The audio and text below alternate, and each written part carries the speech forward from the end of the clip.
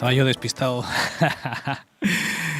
Bueno, estamos ya estamos en la última parte, en la zona mixta, para terminar esta mañana en compañía de nuestro Señor, y para dar las últimas pinceladas a este sermón que nos ha traído José, acerca de textos que pueden dar lugar a confusión. Yo creo que a veces somos nosotros los que liamos aquí la patata a la hora de leer los textos bíblicos y le añadimos mucho más de lo que dice, para intentar que digan lo que no dicen, porque eso nos viene bien. Y nosotros, los predicadores o quien quiera que utilice los textos bíblicos, no sé vosotros, compañeros, si estáis de acuerdo conmigo. Yo hay dos cosas que creo que en estos textos se utilizan mal: el objetivo del texto y la temporalidad. Uh-huh. Y claro, cuando yo cojo el texto como pretexto, puedo decir de él lo que me dé la gana y puedo lograr un objetivo que no es el que Jesús los dio. Y entonces crearme mi propia teoría y crearme, como está diciendo José, mis propias ínfulas, en las cuales Satanás las alienta para decirnos: me ha gustado mucho una frase que nos ha dicho José, uh-huh. No eres lo suficientemente bueno para que Dios te escuche, para que Dios te haga caso. Ese es el objetivo del enemigo. Satanás es un experto en la palabra de Dios. Uh-huh. No se nos olvide que intentó rebatir con Jesús haciendo esto mismo, malinterpretando la palabra para que dijera lo que no decía e intentar engañar a Jesús. Así que no nos extrañe que ese sea su objetivo desde siempre y lo que intenta lograr. Para eso tenemos que ser sagaces y humildes y buscar, pues en realidad lo que la Biblia nos dice. No sé, una primera aproximación vuestra. Uh-huh. Esther, venga. Vamos allá. La verdad es que me ha gustado mucho el planteamiento, porque ha sido amablemente crítico, lo cual se agradece, pero es verdad que hay que hacer autocrítica. Y es verdad que muchos de estos textos se utilizan muchas veces a modo de meme, ¿no? Yo estaba pensando, porque aludió a un texto que yo comparto mucho, que es Jeremías 29:11, uh-huh. Que es verdad que hay que compartirlo en el momento apropiado y con el objetivo apropiado.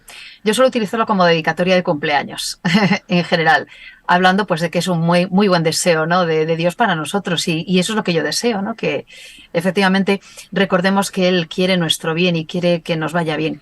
Pero es cierto que muchos de estos textos a veces se utilizan efectivamente casi como un meme, ¿no? Bueno, si alguien está desanimado, si alguien está pasando por un mal momento, le lanzo uno de estos textos, le digo: no pasa nada, que tú si oras, si tienes fe, como él también nos decía, ¿no? Pues no te preocupes, que todo te va a ir bien. Y ya verás como lo que pidas en su nombre, todo se va a solucionar y todo va a estar, ¿no?, de nuevo en orden. Y ya sabemos que eso es mentira, que eso no es cierto, y es bueno que recordemos efectivamente el planteamiento, ¿no? Y estoy muy de acuerdo contigo en el asunto de la temporalidad. Cuidado con esto, porque a veces efectivamente lo queremos todo y ya, porque los seres humanos queremos soluciones verdad rápidas a lo que necesitamos en el momento. Y luego otra reflexión, efectivamente, ¿qué es lo que estás pidiendo? Porque a lo mejor, también lo dijo Jesús en su momento, pedís mal, no sabéis pedir, ¿no? Y hay que tener cuidado también con esto. ¿Qué estoy pidiendo? ¿Cuál es mi verdadero deseo y mi verdadero objetivo? Y a partir de ahí, claro, ¿por qué no me salen las cosas como yo quiero? Juanfran. Pues esto va de vivir con fe, y eso es lo que ha puesto José, me ha parecido a mí, delante de la mesa, vivir con fe. Y yo lo ha lanzado como primer punto de partida el relato de aquel padre que discutía con los discípulos y que Jesús se acerca, pero no se ha centrado ahí. En realidad lo ha tomado como punto de partida, pero claro, esto toca muchos palos, esto de la fe, ¿no? Pero para no perderme, y a mí me gusta mucho el relato de aquel hombre. Recordáis, ¿no? Lo recoge Marcos en el capítulo 9, cuando Jesús baja del monte de la transfiguración, de aquella escena, cuando vuelve y se encuentra a aquel padre que lleva a su hijo, que ha ido a buscar a Jesús, y y le dice, bueno, ¿qué discutís? Porque ves revuelo, ¿no? ¿Qué discutís con ellos, no? Y, maestro, traje a mi hijo con un espíritu, ¿no? Ya podemos ahí ver lo que se está moviendo, pero dice, oh generación incrédula, oh generación incrédula. Seguramente me diría lo mismo a mí Jesús, ¿no? Juanfran, qué incrédulo te falta. ¿Qué clase de fe es la que estás mostrando? ¿Qué clase de fe es la que pones en juego? ¿Para qué? ¿Para qué vienes a mí? ¿Para qué? ¿Me utilizas? ¿Quieres que sea tu cajero automático? ¿Quieres que sea tu genio de la lámpara maravillosa? Aquí, ¿qué hay en juego, no? Y aquel padre le dijo, bueno, se va por la tangente, como seguramente me iría yo, ¿no? Como se han ido tantos cuando se ponen delante de Jesús, ¿no? Cuando hablan de, como ese Nicodemo, ¿no? Bueno, puede el hombre tal, cuando Jesús te confronta y tú dices, y tú te intentas escapar, y no le dice, bueno, pues lo traje, pero dije a tus discípulos que lo echaran, pero no han sido capaces, ¿no? Ujú. Bueno, pues Jesús le dice, si puedes, porque le dice, si estos no han sido capaces, si tú puedes hacer algo, si tú puedes hacer algo, le dice el Padre a Jesús, ten compasión de nosotros y ayúdanos. Yo me imagino muchas veces utilizamos a Jesús así, bueno, me van así las cosas, me van tan, si tú puedes hacer algo, y vamos al cielo, pedimos a veces sin poner toda la carne en el asador. No sé si os parece a vosotros, pero me pasa eso, que a veces me la juego, pero no del todo. Y yo creo que Jesús lo que quiere, o vienes a mí o no vienes. Quiero decir, venir a medias tintas, porque Jesús le dice a aquel padre, si puedes, le responde. Porque aquel le ha dicho, si puedes hacer algo, y Jesús le dice, si puedes, todo es posible para el que cree.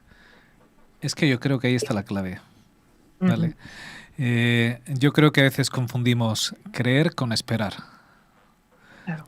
Cogemos los textos bíblicos y decimos, al que espera todo le es posible. ¿Qué espera? Yo espero un buen trabajo. Yo espero, como decía José Antonio, espero un Porsche. No creo. ¿En qué puedo creer yo? ¿En qué puedo creer? ¿Sabes en qué puedo creer yo?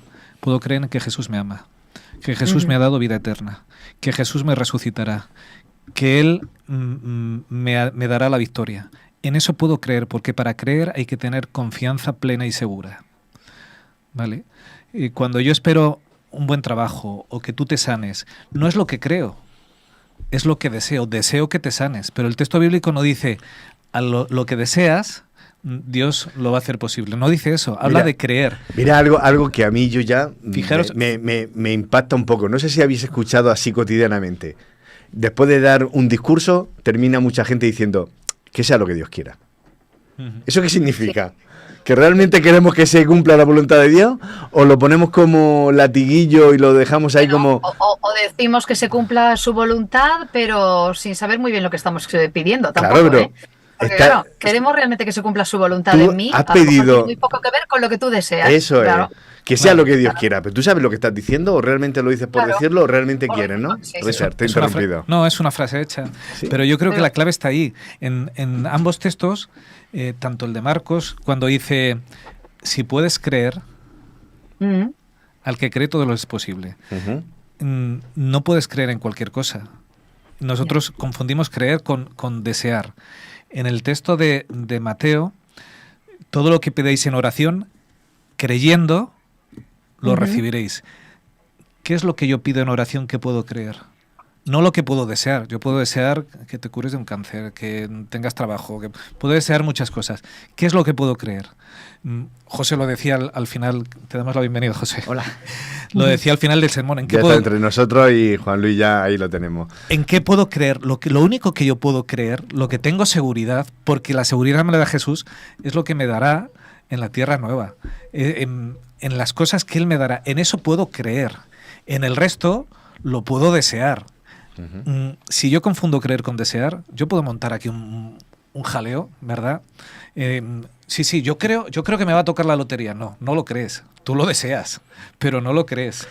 Entonces, ¿qué es lo que Jesús está diciendo realmente? Porque Jesús no lanza una pregunta trampa, no lanza, voy a hacer una promesa para que creas algo distinto, no.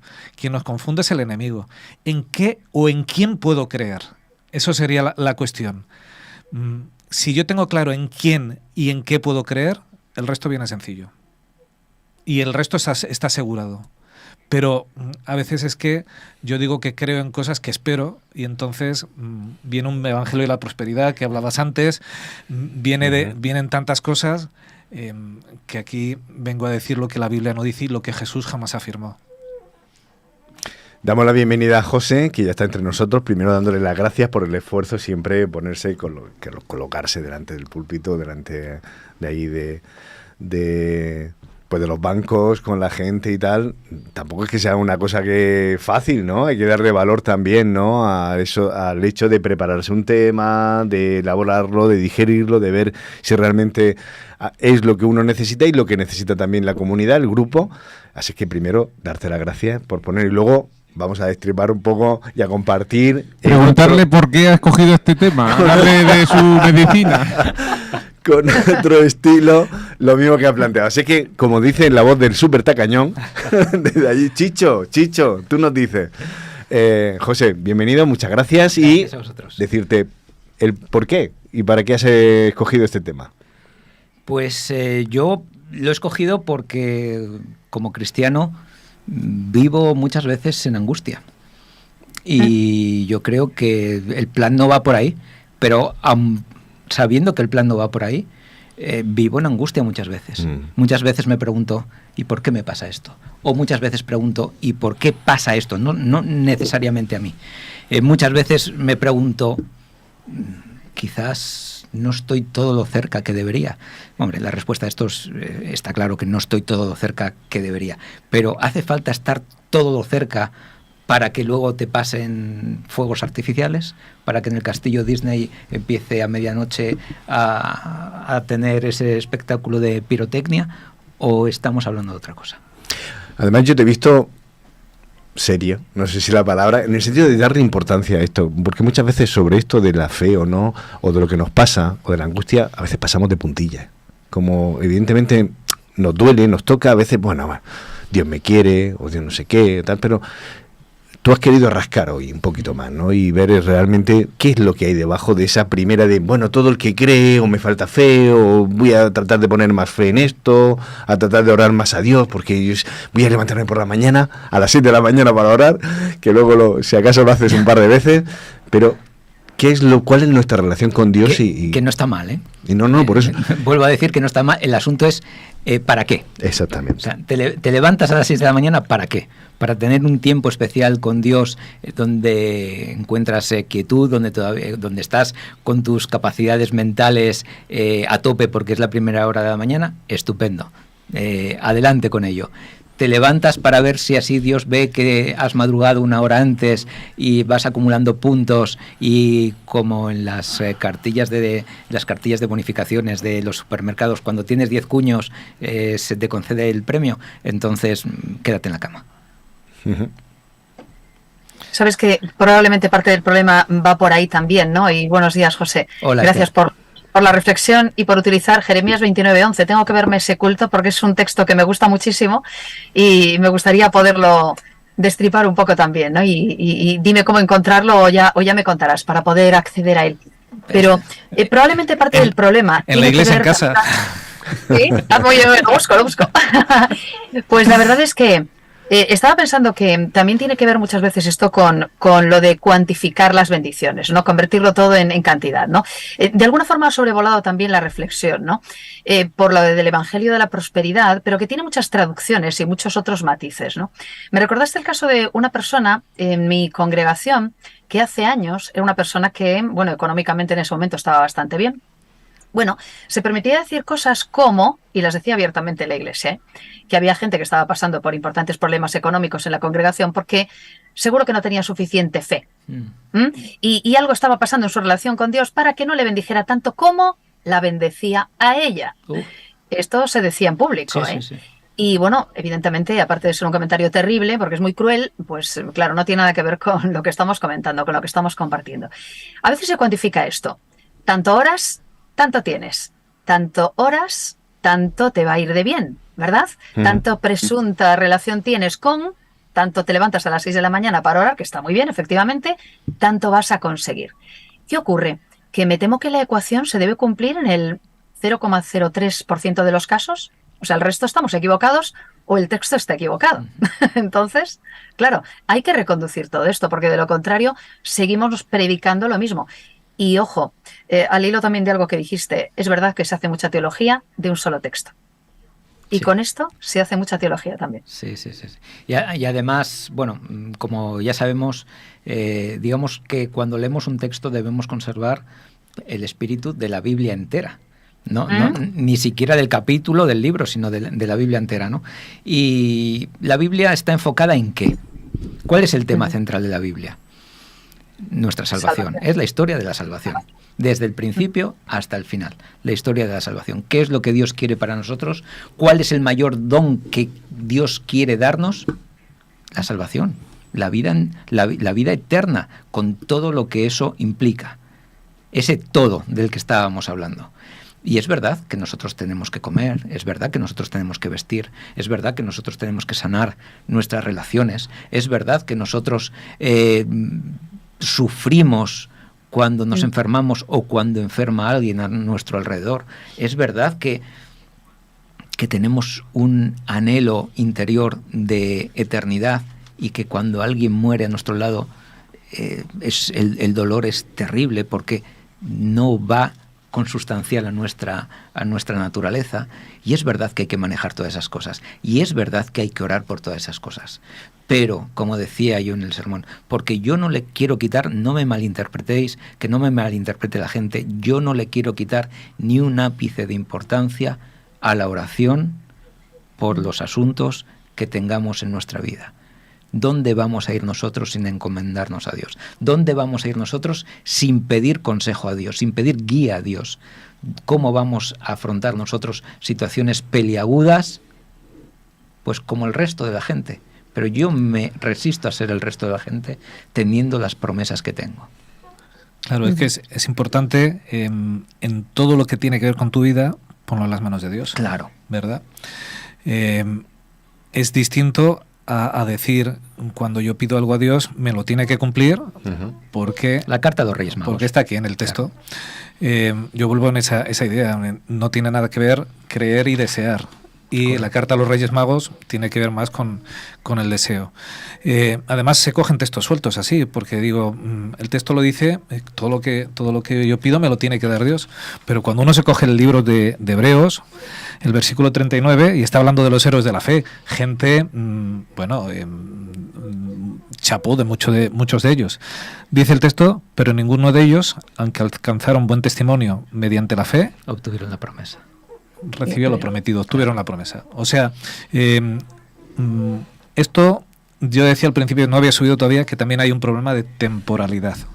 Nosotros queremos, yo le pido a Dios y lo quiero ya, ¿vale? ¿Y sabes por qué es ese problema de temporalidad? Porque nosotros nos hemos creído que no somos eternos. Y lo queremos todo ya, por si acaso luego no lo voy a tener. Y tenemos que empezar a creernos, a disfrutar del billete de lotería premiado, a vivir como ricos, y entendedme, no estoy hablando de dinero, a vivir como ricos espiritualmente, porque ya nos ha tocado, porque Jesús ya ha vencido, porque las puertas del cielo ya están abiertas.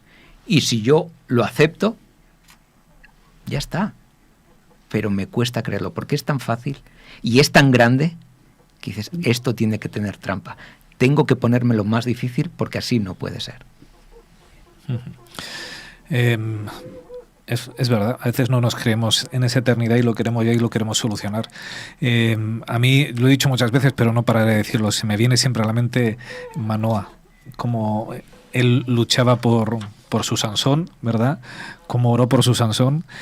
¿Cuántas veces no habrá orado porque Sansón volviera a los pies de su Señor?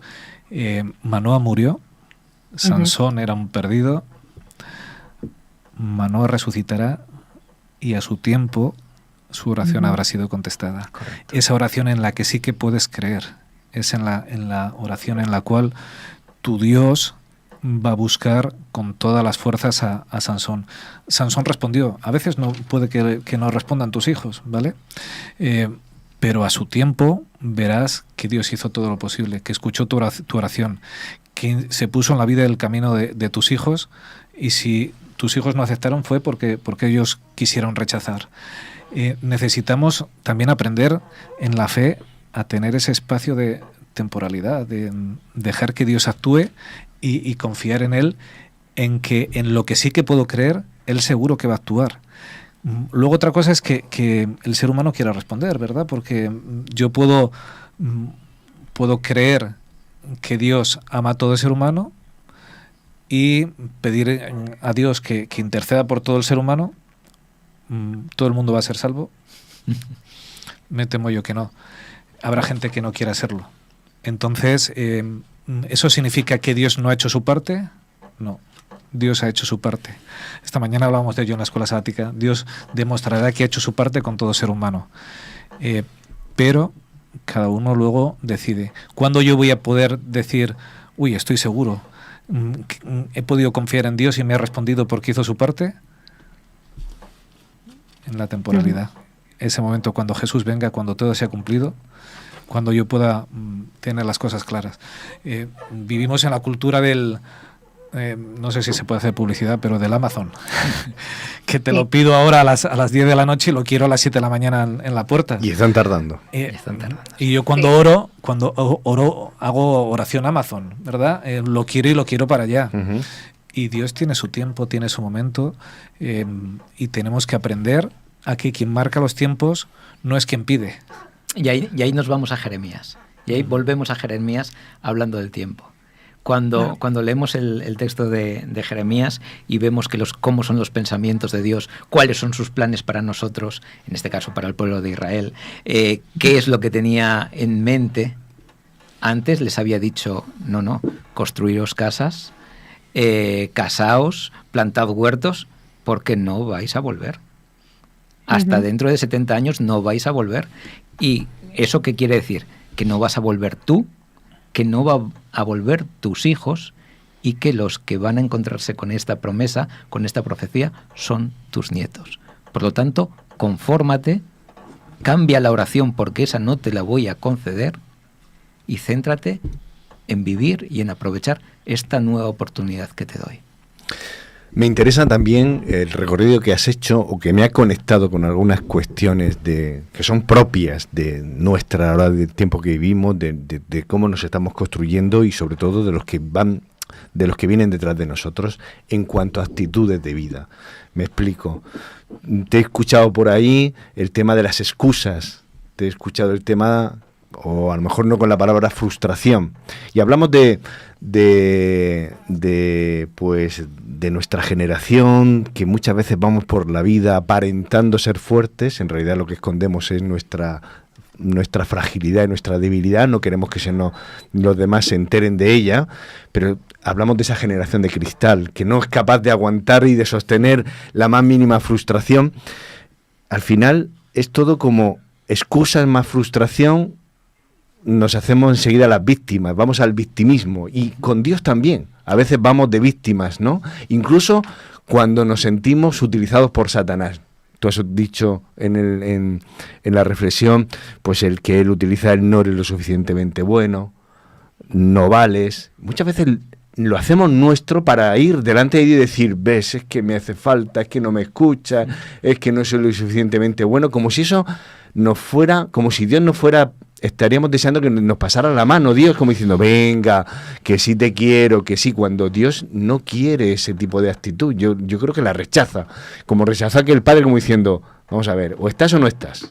Y no es que yo creo que Jesús no nos pueda recoger, pero sí que nos quiere un poco más Job, ¿no? No sé si te he entendido bien. Nos quiere más maduros. Nos quiere más maduros sin ningún tipo de duda. ¿Cómo era Job antes de empezar su periplo en el libro? Dice que era un varón justo y perfecto en todos sus caminos. Uh-huh. ¿No era así? Sí.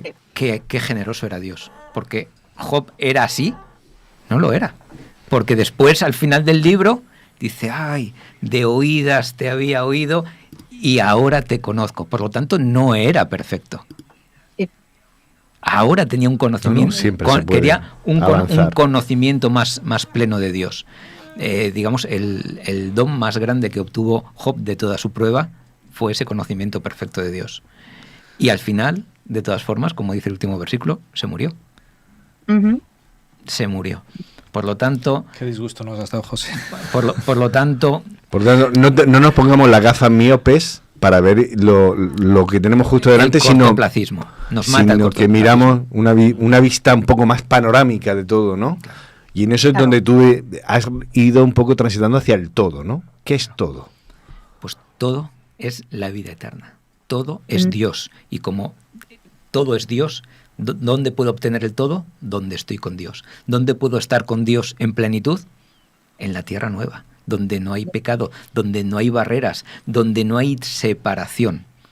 Me parece muy interesante porque además no lo has dejado para el futuro. Oye, mira, que te vas a encontrar ese todo en un día muy... No, es que eso ya puedes empezar a incorporarlo en tu vida aquí, ahora. Seamos, como tú has dicho, seamos millonarios ya en Jesús, ¿no? Me parece muy interesante porque Job era millonario, lo perdió y luego volvió a serlo, pero nosotros también podemos tener esa... Job lo perdió. Perdió... O se lo arrebataron, ¿no? ¿Quieres decir? Bueno, dejó de tenerlo, ¿no? ¿Qué millonario? ¿De qué estamos hablando? Porque Job era millonario, siguió siendo millonario y terminó siendo más millonario aún. Bueno, Cuando le mete Satanás en sus bienes materiales, cuando hace la expresión de fiesta que nos has leído de yo sé que mi Redentor vive y después de desechar esta mi carne. evidentemente. Ahí le toca el gordo ya. Él es millonario, o sea, no tengo un duro, pero yo sé en quién he creído, o sea, yo sé que me vas a levantar, que el resto me dirán que soy injusto, pero yo sé que tú me conoces y que tú vas a hacer justicia. Hablando espiritualmente, él era millonario y no se lo consiguió arrebatar nadie. Claro. Luego fue más millonario. Dijo, oye, pues si me sentía millonario y ni te conocía, Pues ahora entiendo bien cómo eres. Pero no dejó de serlo nunca. Satanás no consiguió, su objetivo no lo consiguió con Job. Jamás él dudó de Dios. Es que además con este enfoque, una de las preguntas que nos hacía José también a lo largo del sermón, ¿coinciden tus planes con los de Dios? Cobra otra perspectiva completamente diferente. Si tus planes son comprarte un coche más grande, si tus planes son tener una vivienda gigantesca, si tus planes son tener un trabajo fabuloso del que puedas presumir, si tus planes son vivir una vida de ocio fantástica y viajar por todos los países del mundo, si te quedas en eso, en realidad nos estamos quedando con las migajas. Podremos vivir una vida más o menos complaciente aquí, si es que conseguimos todo esto, pero al final, ¿qué? Esto se queda aquí. Si mis planes son los mismos que Dios, los de Dios, y el plan de Dios es salvarme, si yo vivo precisamente porque mi plan es salvarme, tengo que funcionar de una forma completamente diferente. Y voy a empezar a ser bastante más feliz aquí, seguro, ¿eh? Aunque no tenga el super buga gigantesco y la super casa fenomenal. Ni falta que nos hace. Ni falta que hace, efectivamente. Vamos mucho más allá. Tenemos que ir terminando, así que vamos a hacer ronda final. Juanfra. Bueno, yo rescato lo que ha dicho primero José, al final cómo has terminado, ¿no? Ánimo, valientes. Hay que ser valiente cuando uno está alineado con Dios. Me parece que lo mínimo. Y fue valiente aquel padre, que aunque tú no lo has puesto como punta de lanza y luego has reflexionado por muchos detalles, pero aquel padre fue valiente cuando delante de Dios se la jugó a medias y al final se rindió diciendo, creo. Ayuda a mi poca fe. Así que es lo que yo deseo para mí y para todos vosotros, que no vayamos a medias delante de Dios, sino que nos lo juguemos todo. Y eso significa pedirle ayuda a mi poca fe. Esther, ronda final. Pues también rescato algo de lo que nos dijiste, José, cuando apuntaste a que tenemos la responsabilidad de cultivar nuestra relación con Dios. Eso sí que lo podemos hacer. Y que buscarlo no significa que todo nos vaya bien, significa comprender cuál es su voluntad a pesar de las circunstancias. Eso me hace falta, ¿eh? Yo creo que nos hace falta a todos, pero yo en primera persona digo que a veces, ¿verdad?, hay circunstancias que hacen que nos despistemos un poco, pero tenemos que recordar que Él lo quiere todo para nosotros a pesar de lo que está ocurriendo aquí. Nosotros vamos mucho más allá. José, eso que quieres resaltar del sermón, que quiere decir, sí, venga, si no os habéis enterado, esto, por favor, es lo que quería deciros. Pues el pensamiento podría ser, recuerda que eres millonario. Recuerda que ya te ha tocado el premio. Recuerda que ya puedes disfrutar de él. Recuerda que a pesar de estar en valle de sombra y de muerte, no temeré mal alguno porque tú estarás conmigo. Bien, pues finalizamos aquí esta edición 290 de La Iglesia en Casa. Yo me voy a quedar con una parte que nos has dicho, que es necesario que demos un paso de fe, porque somos salvos. Tenemos que vivir como salvos, porque lo somos ya y tenemos que sentirlo ya.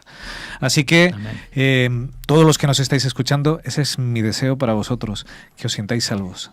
Jesús os hace salvos. Jesús quiere que viváis como tal, que lo proclaméis a los demás, que deis las buenas nuevas, que disfrutéis de vuestras prioridades, teniendo claro qué es lo necesario en vuestra vida.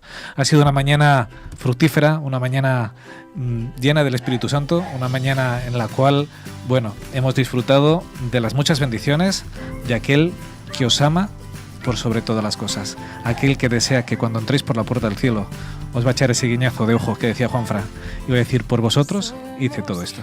Que Dios os bendiga y buena semana. Feliz semana. Que coleccionar. Queremos más, aunque muchos desenterrarás. Al final ninguno te quedarás. No hay ningún tesoro que tú te puedas llevar. Cuando te toque zarpar, no te dejan equipaje facturar.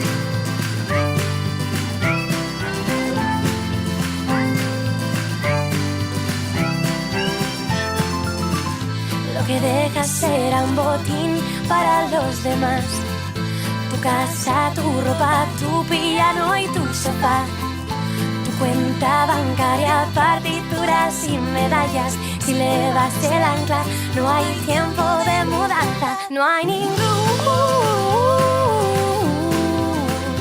tesoro que tú te puedas llevar.